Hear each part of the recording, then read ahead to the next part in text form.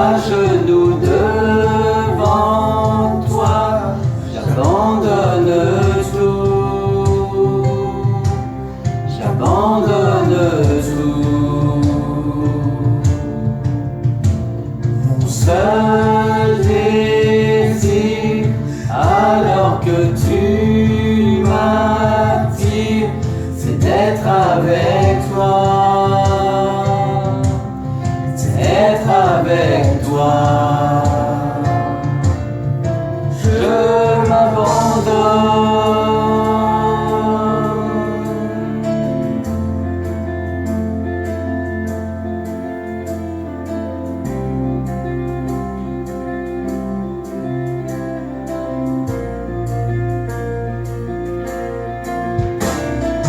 À ta grâce, viens inonder mon âme. J'ai besoin de toi, j'ai besoin de toi. Bras ouverts, tu entends ma prière, parle à mon cœur, parle à mon cœur. Je m'abandonne, je m'abandonne. Je veux te connaître plus, je veux te connaître plus. Je m'abandonne, je m'abandonne. Je veux te connaître plus, je veux te connaître plus.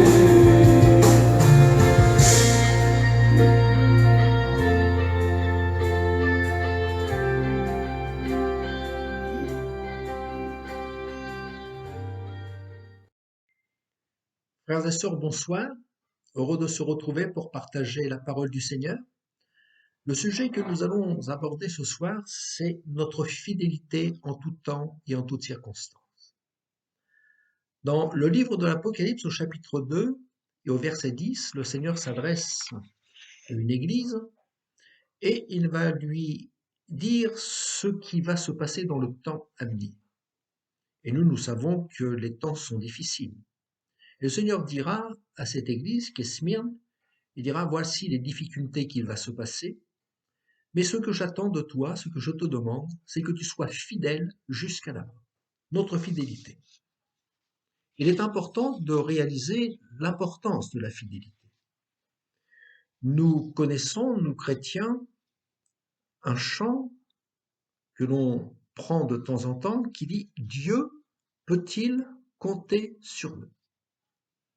Mais également, ce chant dit « Le pourra-t-il jusqu'au bout ?» En tout temps, en toutes circonstances, dans les beaux jours comme dans les mauvais jours, Dieu peut-il compter sur nous? Mais le pourra-t-il jusqu'au bout? Ce que le Seigneur attend de chacun de nous, c'est que nous soyons trouvés fidèles. C'est que nous soyons fidèles jusqu'au jour où le Seigneur viendra nous chercher. Fidèles jusqu'à la mort. Lorsque les élus se présenteront devant le Seigneur, nous pourrons entendre la voix du Seigneur nous dire « C'est bien, bon et fidèle serviteur. Tu as été fidèle en peu de choses et voici, je te confierai beaucoup. » Fidèle. Nous déclarons, il est vrai, de grandes choses pour le Seigneur. Et les apôtres ont fait de grandes déclarations. Nous connaissons l'apôtre Pierre qui, lorsque le Seigneur va lui dire, tu sais, quand dans quelque temps vous serez scandalisés et vous m'abandonnerez, et l'apôtre Pierre dira, mais quand tous seraient scandalisés, je ne serai jamais scandalisé. On voit ça dans Marc 14, 29. Et l'apôtre Pierre dira, mais je donnerai ma vie pour toi. C'est quelque chose d'important. Non seulement je ne serai pas scandalisé, mais pour toi, je suis prêt à mourir. Et nous pouvons faire de grandes déclarations, Seigneur, et nous le faisons avec un cœur sincère, et l'apôtre était sincère, et nous sommes très sincères. Même si, dira l'apôtre, si tu étais pour tous une occasion de chute, tu ne le seras jamais pour moi une occasion de chute. Et je crois que nous pouvons dire, Seigneur, c'est vrai, nous resterons fidèles jusqu'au bout, et jusqu'au jour où tu viendras me chercher, je serai fidèle. David, cet homme de Dieu rempli de l'Esprit Saint, comme chacun de nous, disait, je disais dans le psaume 30 au verset 7, il disait, je disais dans ma sécurité, je ne chancellerai jamais. Lorsque tout va bien, nous pouvons dire, Seigneur, jusqu'au bout, je veux te suivre, dans les bons et dans les mauvais moments, et jusqu'au bout, Seigneur. Et lorsque l'on peut chanter ce cantique, mais le pourras-tu jusqu'au bout, on dira, oui, Seigneur, je le peux jusqu'au bout. Et avec David, nous pourrions dire, mais Seigneur, avec toi, Seigneur, dans toute ma sécurité, je peux dire, Seigneur, je ne chancellerai jamais, parce que tout va bien, je suis rempli de ta présence, je suis heureux de vivre avec toi, je chante des cantiques, je lis la parole de Dieu, je la médite, je prends plaisir dans ta parole, comment je suis heureux d'être avec toi, je suis heureux d'aller dans ta maison. Et David dira, mais dans ma sécurité, quand tout allait bien, je disais, jamais je ne chancellerai. Pourquoi une telle assurance? Mais David dira, dans ce chapitre 30, dans ce psaume 30 au verset 7, dira, Éternel, par ta grâce, tu avais affermi ma montagne. C'est formidable. Tu m'avais affermi, tu m'avais rempli de ta présence. Tu m'avais donné tout ce que mon âme avait besoin. Je te priais, tu m'exauçais. Tu étais là et tu me faisais du bien. Tu me remplissais de ton esprit, je parlais en langue, j'exerçais les dons spirituels, je faisais du bien à mon âme. Et dans ta présence, Seigneur, je pouvais élever mon âme et mon cœur vers toi pour te louer et t'adorer. Ma montagne était affermie, j'étais rempli de ta présence. Quel bonheur de vivre avec toi. Et puis David dira, mais tu as caché ta face un instant et j'étais troublé. La face cachée du Seigneur. C'est quelque chose que la face cachée du Seigneur. Mais dans ces moments difficiles, est-ce que nous pouvons dire, Seigneur, je veux demeurer fidèle? Nous connaissons cette face cachée. Jésus l'a connue à Gethsémané. Il l'a connue à la croix de Golgotha. Il nous est dit que pendant 3 heures de ténèbres sur toute la terre, de la 6e à la 9e heure, c'est-à-dire de midi jusqu'à 15 heures, il y a eu des ténèbres sur toute la terre. Toute la terre connaît ce temps de ténèbres. La terre entière connaît ce temps de ténèbres. Elle connaît ces heures de ténèbres. Et je crois que dans l'époque que nous vivons, la terre connaît ces temps de ténèbres. Tout est ténèbres sur la face de la terre. Mais l'enfant de Dieu ne connaît-il pas également des heures difficiles, des heures ténébreuses, avec des malheurs qui l'accablent, avec le deuil qui le frappe, la maladie qui le saisit, les détresses qui le bouleversent, la souffrance qui le font chanceler, la souffrance morale, la souffrance physique, la souffrance spirituelle. L'Écriture nous dit, et le Seigneur le dira à l'église de Smyrne, mais le diable même jettera quelques-uns de vous en prison. C'est-à-dire, nous sommes privés de la communion avec le Seigneur, de la communion fraternelle. Nous sommes privés d'entendre librement la parole de Dieu. Cette communion si importante d'être là dans la maison du Seigneur. Nous connaissons ces temps de ténèbres, ces temps difficiles, ces temps d'épreuve. David dira, quand tu as caché ta face, Seigneur, j'étais troublé. Il n'est pas tombé, il était troublé. Moi qui disais, je ne chancellerai jamais. Jésus à la croix du Calvaire, lorsqu'il était chargé de nos péchés, lorsqu'il était fait péché pour nous, lorsque son corps était percé, crucifié sur la croix du Calvaire, après avoir été blessé par la flagellation, par les clous, les ténèbres sont venues sur toute la terre. Et Jésus dira, mon Dieu, mais pourquoi m'as-tu abandonné? Comment réagissons-nous dans ces temps de difficulté? Jésus a gardé ses regards sur le Père. Il savait qu'il y avait quelque chose de meilleur. Il a souffert la croix. Il a accepté la croix. Il était fidèle, jugé fidèle en toutes choses jusqu'en bout.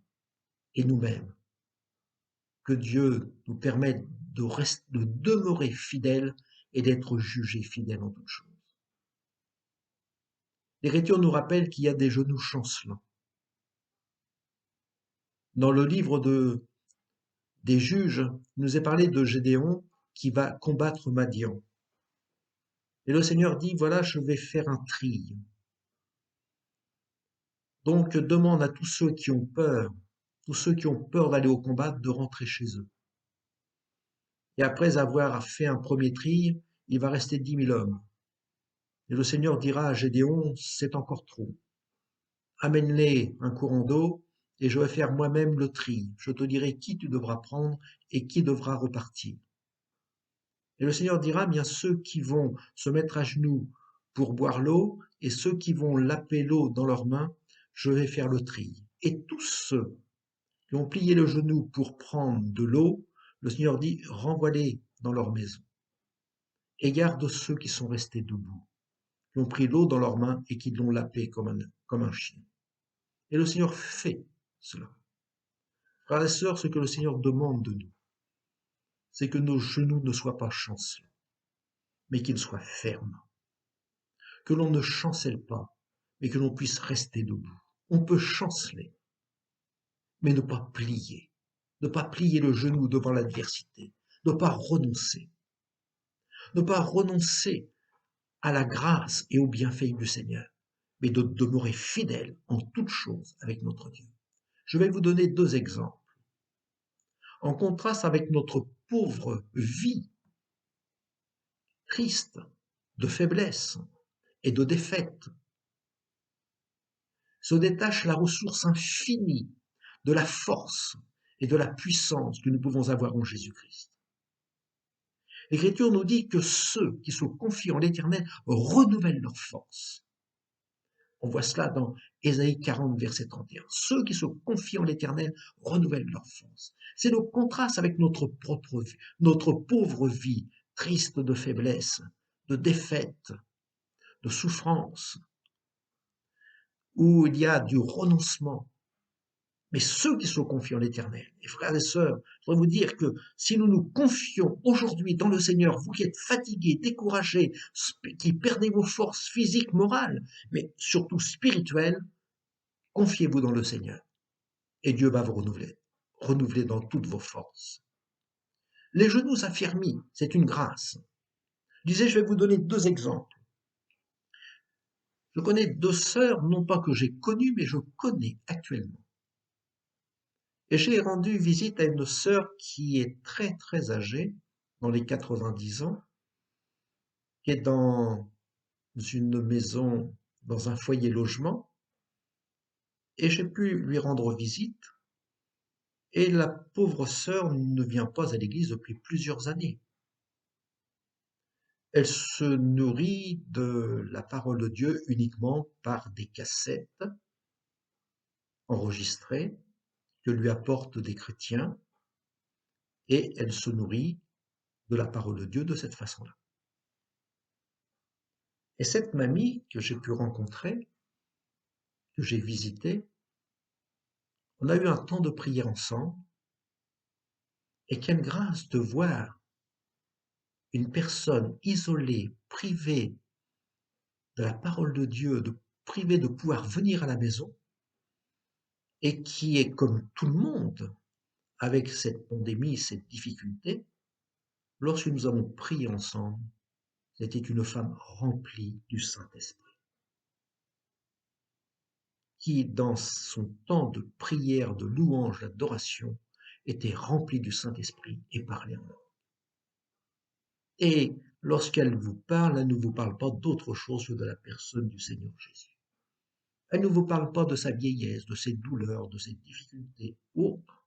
Elle vous parle de Jésus qui remplit son cœur et qui remplit toute sa vie.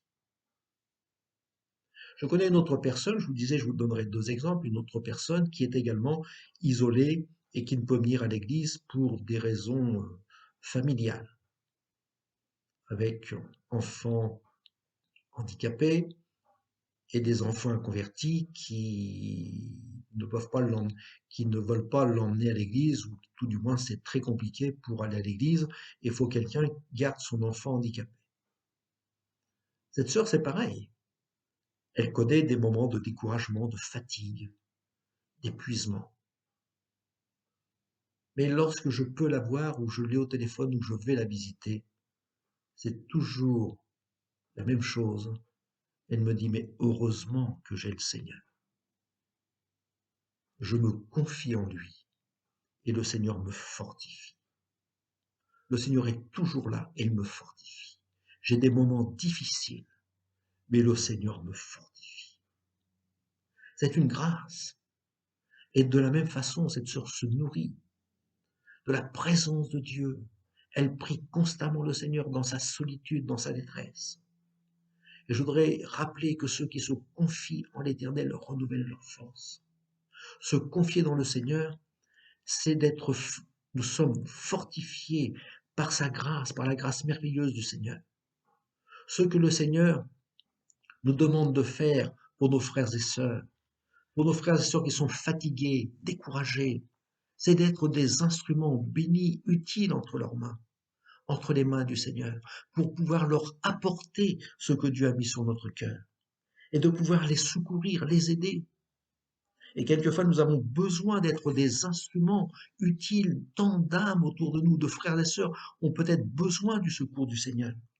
Dans Ésaïe 35, au verset 3, il est dit ceci, fortifiez, c'est un commandement du Seigneur, c'est une demande de Dieu, fortifiez les mains languissantes, affermissez les genoux qui chancellent, dites à ceux qui ont le cœur troublé, prenez courage, ne craignez point, voici votre Dieu. Voilà ce que nous devons faire, apporter aux âmes qui ont besoin du Seigneur le secours, dire mais nous avons un Dieu qui règne dans le ciel, il est toujours présent, fortifiez les mains languissantes, affermissez ceux qui sont chancelants, les genoux chancelants. Dites à ceux qui sont troublés, mais prenez courage, prends courage mon frère, prends courage ma sœur, ne crains point, voici le Seigneur est avec toi, il viendra et il vous sauvera. Quelle grâce! Quelle grâce! Lorsque nous sommes dans les épreuves et les difficultés, de pouvoir dire à ceux qui sont autour de nous, mais mon frère, ma sœur, tu n'es pas seul. Nous sommes là avec toi. L'Église est là. Il y a la liste de prières que l'on donne chaque semaine pour prier dans notre temps de jeûne et prière, dans notre temps de culte personnel, pour intercéder pour l'Église. Mais prenez courage, l'Église prie et intercède pour vous. Je crois qu'il est bon d'utiliser toutes les ressources que le Seigneur nous donne. Apprendre à utiliser toutes ces ressources. Tant que je regarde à moi, tant que je regarde à mes difficultés, tant que je regarde à la montagne d'épreuves qui se dresse devant moi, je suis abattu. David le dira dans le psaume 121, verset 1er, « Je lève mes yeux vers les montagnes. D'où me viendra le secours? Je suis désespéré. Tant que je regarde à la grandeur des montagnes, à ces montagnes infranchissables, je suis désespéré. » Mais le Seigneur ne nous dit pas, si tu avais de la foi comme un grain de sénévé, tu dirais ça à cette montagne, ôte-toi de là, jette-toi dans la mer, elle le ferait maintenant. La réponse, nous l'avons dans Ésaïe 40 au verset 31. Ceux qui se confient en l'Éternel ont pour résultat, c'est qu'ils renouvellent leur force, toute leur force, qu'elle soit morale, qu'elle soit physique, mais surtout qu'elle soit spirituelle. Et c'est une grâce que le Seigneur veut nous accorder. Alors le Seigneur nous dit aujourd'hui, ce que Dieu attend, c'est que nous soyons trouvés fidèles, fidèles jusqu'à la mort. Comment pourrons-nous rester fidèles? Il y a tant d'épreuves, tant de difficultés, tant de drames qui se passent autour de nous. Il y a des choses qui se passent. Mais le Seigneur nous invite, frères et sœurs, à fixer nos regards sur la personne du Seigneur. Dieu ne nous donnera jamais un objectif que nous pouvons atteindre. Il nous dit, il y aura des problèmes. À l'église de Smyrne, il dit, vous aurez des des épreuves, des tribulations, une tribulation qui aura un temps. Dieu a fixé un temps, une tribulation de 10 jours. C'est le Seigneur qui donne le démarrage de l'épreuve et c'est lui qui met un terme. Il y a une durée et votre épreuve n'ira pas plus loin que la durée que le Seigneur lui a donnée. Il y aura des épreuves et nous sommes sur la terre où il y aura des épreuves. Mais notre vie n'est pas dans les mains de l'épreuve, notre vie est dans les mains du Seigneur. Même si l'ennemi de nos âmes se ligue contre nous, et le Seigneur le dira, même Satan mettra quelques-uns d'entre vous en prison. Satan essaiera d'agir, fera pour nous faire tomber, pour nous décourager, pour nous faire chanceler, pour nous faire renier la personne du Seigneur. Il l'a fait avec Job. Il le fait avec l'église de Smyrne. Il le fait avec l'église aujourd'hui du XXIe siècle. Mais fixons nos regards sur la personne de Jésus. Le Seigneur permet l'épreuve. Il nous permettra également de sortir de l'épreuve. Soyons fidèles. Restons attachés au Seigneur. Et puissions-nous dire, comme Job le disait, Seigneur, tu as donné, tu as repris, bien que ton nom soit sanctifié. Tu m'as donné la santé. Aujourd'hui, je passe par la maladie, que ton nom soit glorifié. Seigneur, tu m'as donné tout ce qui était merveilleux. J'étais heureux pendant X temps. Aujourd'hui, je passe par un moment difficile. Bien que ton nom soit sanctifié. Seigneur, je crois en toi et je crois que tu mettras un terme en toutes choses. Le vent souffle, mais tu es celui encore qui calme les tempêtes. La montagne se dresse devant moi, mais par la foi, cette montagne disparaîtra de devant moi. Je lève mes yeux vers les montagnes. D'où me viendra le secours? Le secours me vient de l'Éternel. C'est lui qui a créé les cieux et la terre. C'est lui qui me permettra de rester fidèle jusqu'au bout et qu'à son nom soit toute la gloire et que son nom soit glorifié. Mon frère, ma sœur, confiez-vous dans le Seigneur et pour être fidèle jusqu'au jour où le Seigneur viendra vous chercher. Amen.